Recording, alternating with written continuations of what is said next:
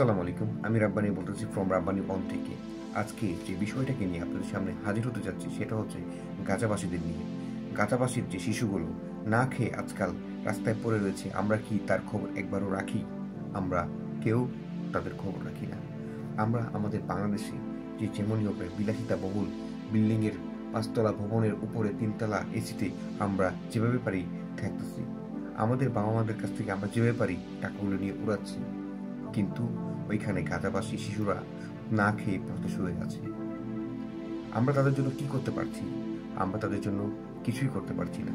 আসুন আলহাজ শামসুল হক ফাউন্ডেশনে আমরা যে যা পারি কিছু ডোনেট করে ডাইরেক্ট গাজাবাসীদের কাছে পৌঁছে দিই। সেই ডোনেটটা গাজাবাসী শিশুদের জন্য অন্তত আমরা কিছু একটা করি। আলহাজ শামসুল হক ফাউন্ডেশন, এটা আমার জানা মতে ব্যক্তিগতভাবে খুবই ভালো।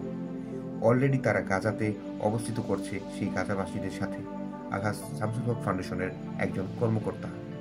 আমরা চাইলেই সবাই এখানে ডোনেশন করতে পারি। সবাইকে আহ্বান করছি, এগিয়ে আসুন গাজাবাসীদের পাশে।